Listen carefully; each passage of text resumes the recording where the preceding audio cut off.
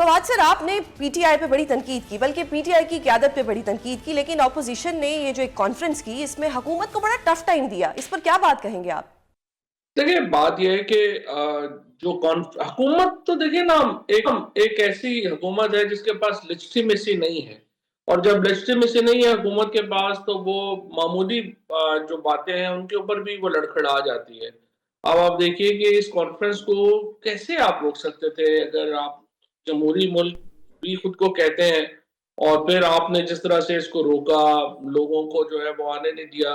मेरा ख्याल है कि अगर आप देखें कि सिक्योरिटी फोर्सेस का जो मिसयूज इस वक्त हम पाकिस्तान में देखते हैं और इस कॉन्फ्रेंस के इनेकाद के मौके के ऊपर देखा, उसकी कम ही मिसालें मिलती हैं, और बड़ा अनफॉर्चुनेट है जो पाकिस्तान में हुकूमत कर रही है। बिल्कुल। तो सर, एक मतलब चहमगोइयाँ हो रही हैं या ज़राए ये बता रहे हैं कि जो पीटीआई के कुछ जैसे आप हैं या और भी लोग हैं, वो एक फॉरवर्ड ब्लॉक बनाने जा रहे हैं जिसकी सरपरस्ती आप करेंगे। क्या ये बात दुरुस्त है?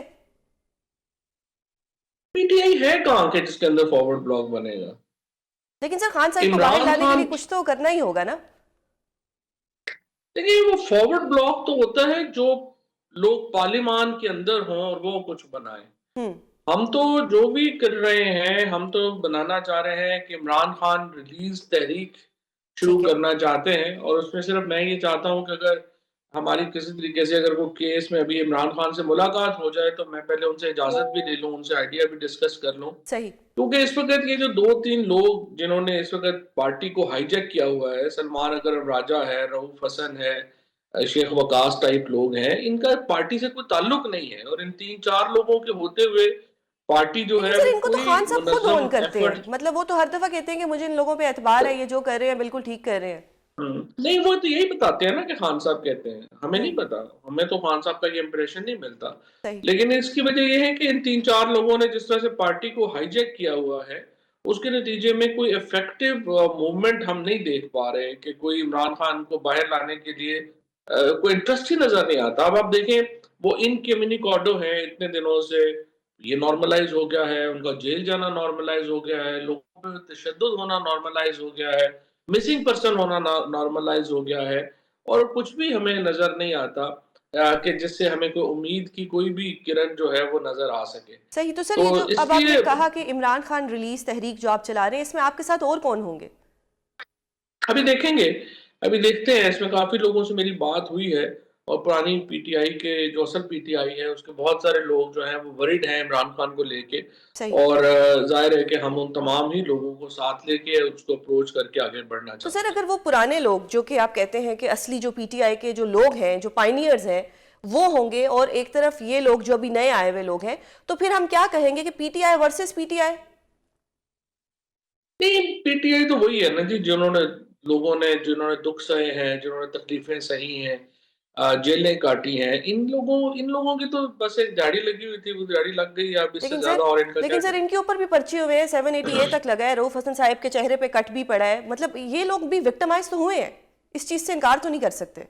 हाँ, नहीं, लेकिन उसका कोई कंपैरिजन नहीं है उन लोगों से, हम जैसे लोगों से, जो कि जिनके साथ जो सलूक हुआ हम्म। है। और हमें इतराज नहीं है, ये भी ज्वाइन करें, हम तो चाहते हैं ये लोग भी आए, और सही। इमरान खान की रिलीज के लिए जो है वो संजीदा एफर्ट्स और कोशिशें जो है वो हमें नजर आए, बिल्कुल। और उसके लिए एक सियासी हिकमत अमली जो है वो लेके आगे बढ़ा जाए। क्योंकि देखिए ना, 9 फरवरी को जब पाकिस्तान तरीके इंसाफ की इलेक्शन जीती, ये तरीके इंसाफ की गलत फैसले हुआ, और वो सारे लोग ये घर बैठे रहे, और आप तहरीक ही आपने नहीं चलाई।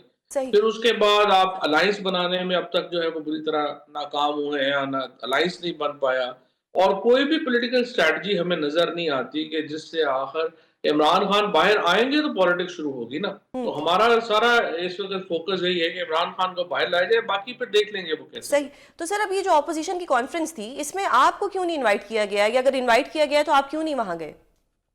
नहीं, मुझे नहीं इनवाइट किया गया। अच्छा। अगर इनवाइट किया जाता तो जरूर जाता। अच्छा।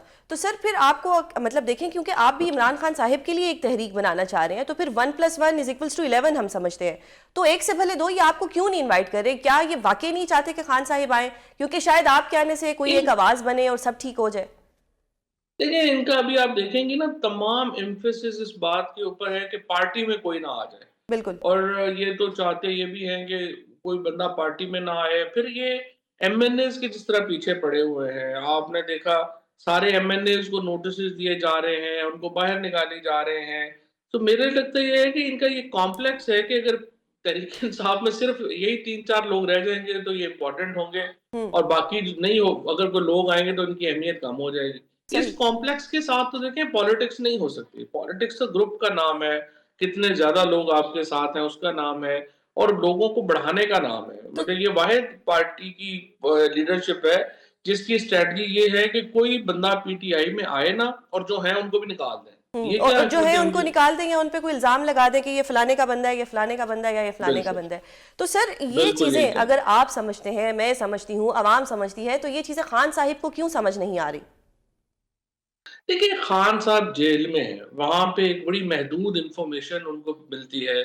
सिर्फ़ वही लोग उनको मिल रहे हैं जो कि ज़ाहिर है कि जिनको एस्टेब्लिशमेंट भी आप समझिए ना कि वो एक बिल्ड और एलिमिनेशन स्ट्रैटेजी साथ-साथ चलाते हैं। जहाँ पे उन्होंने जो एलिमिनेट किया लोगों को, हम जैसे लोगों को एलिमिनेट किया बाकी जो पीटीआई के लोग थे उनको एलिमिनेट किया और इन लोगों को फिर बिल्ड किया। तो वो उनको स्पेस उन्हीं लोगों को वहाँ पे मिलती है जिनको एस्टेब्लिशमेंट बिल्ड कराना चाहती है। सही। तो अब ये लोग जो हैं उनको वहाँ मौका मिलता है जाने का, करने का, बाकी लोगों को मौका ही नहीं मिलता। सो एक इंडिपेंडेंट इन्फॉर्मेशन ही नहीं है जब खान साहब के पास, हुँ, तो हुँ। वो कैसे अपनी स्ट्रैटेजी बनाएँगे? सर आपके जो भाई हैं फैसल चौधरी साहब उनका भी खान साहब तक रसाई है, तो वो हुँ। ये चीज़ें उनको कन्वे क्यों नहीं करते? नहीं कन्वे हैं, करते हैं, तो काफ़ी बात भी होती है, मेरी अपनी भी ज़रा मुलाकातें हुई हैं, अब और भी लॉयर्स मिलते हैं, लेकिन वो ज़्यादातर लॉयर्स मिल रहे हैं। उनको सही। एक जो पॉलिटिकल इनपुट है उस तरह का, वो नहीं उस तरह से उनको जो है वो पहुँच रहा। सर अभी अब देखा हमने कि ये जो ग्रैंड अलायंस का एक इत्तेहाद है या जो एक कॉन्फ्रेंस थी, हुकूमत ने उस कॉन्फ्रेंस में इतने रोड़े अटकाए, तो क्या ईद के बाद ये ग्रैंड अलायंस को कोई एहतजाज करने देंगे? आपको लगता है ऐसा कुछ होगा? देखिए, बात ये है कि ग्रैंड अलायंस असल में आप देखिए ना स्ट्रीट फोर्स 2 पॉलिटिकल पार्टीज़ के पास है। हुँ, एक पीटीआई के पास है और एक जेयूआई के पास है। बिल्कुल, अगर पीटीआई और जेयूआई इकट्ठे होते हैं तो फिर हुकूमत नहीं रोक सकती। सही।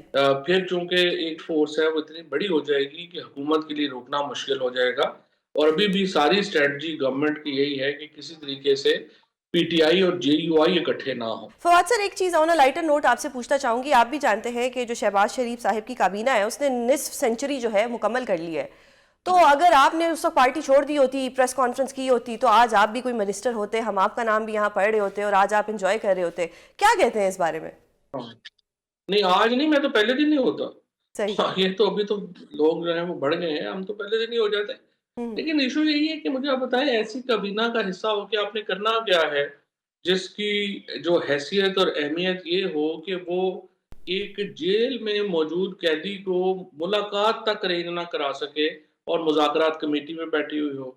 हुँ, जिनकी हैसियत और अहमियत जो है वो ये हो कि वो अपना एक ट्रांसफ़र भी अपनी मर्ज़ी से नहीं करा सकते। हुँ, कोई पॉलिसी इस वगैरह आप कोई आपने दुनिया में और सेटअप देखा है जहाँ पे जो प्राइम मिनिस्टर है उसका कोई ताल्लुक ही ना हो मईशत से हुँ। और मईशत जो है वो अलहदा एक डिपार्टमेंट बन जाए और वो चला रहा हो। सर मरवत साहब ने एक शो में फरमाया कि जी ये जितना वोट बैंक था उनका पर्सनल वोट बैंक था और जो पार्टी ने उनके साथ किया इस पे तो पार्टी को उनसे माफ़ी मांगनी चाहिए। अभी आपने कहा कि इमरान खान रिलीज जो एक तहरीक है वो चलाने जाएंगे, क्या उसमें आप मरवत साहब को शामिल करेंगे? क्योंकि अगर हम उनकी एक स्टोरी सुने तो वो अपनी जगह जस्टिफाई लगते हैं, जब हम आपको सुने तो आप जस्टिफाई लगते हैं। तो ऐसे लोग जिनको पीटीआई में कोई टफ टाइम दिया गया है या ज़बरदस्ती उनको साइड लाइन किया गया है, अगर उनका एक फॉरवर्ड ब्लॉक आता है खान साहब की रिलीज के लिहाज से ही, तो इसमें मरवत साहब शामिल होंगे?